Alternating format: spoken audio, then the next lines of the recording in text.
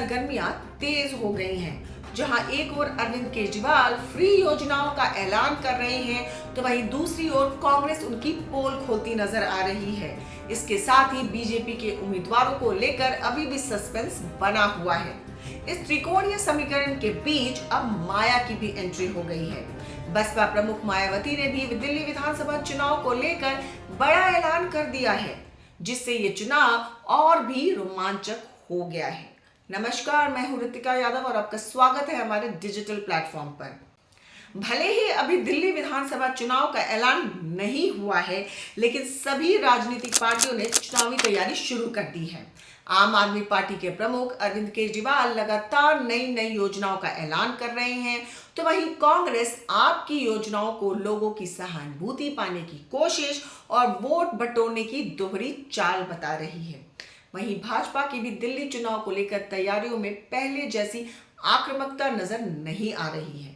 इन तीनों राजनीतिक पार्टियों के बीच बने त्रिकोणीय समीकरण में अब बसपा की एंट्री होते ही चुनावी सरगर्मियां तेज हो गई हैं। दलित और शोषितों की राजनीति करने वाली मायावती ने दिल्ली विधानसभा चुनाव को लेकर बड़ा ऐलान कर दिया है।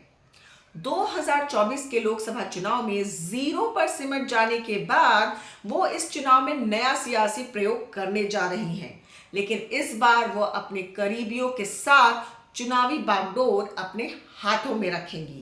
बसपा भले ही कभी दिल्ली की सत्ता पर काबिज ना हुई हो, लेकिन उसे कई सीटों पर अच्छा खासा वोट मिलता रहा है। आप पार्टी के गठन और केजरीवाल के राजनीतिक उदय होते ही दलित वोट ने बसपा से अपना मुंह मोड़ लिया है। 2025 में दिल्ली की सत्ता पाने के लिए मायावती ने प्रदेश की सभी 70 सीटों पर चुनाव लड़ने का प्लान बनाया है।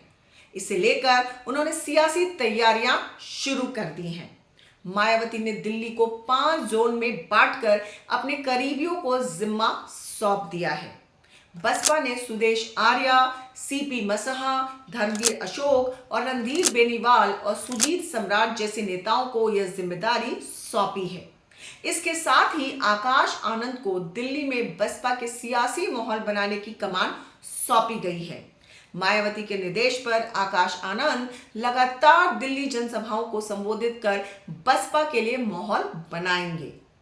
5 जनवरी को दिल्ली के कोंडली स्थित अंबेडकर पार्क में आकाश आनंद एक रैली से दिल्ली चुनाव अभियान का आगाज करेंगे।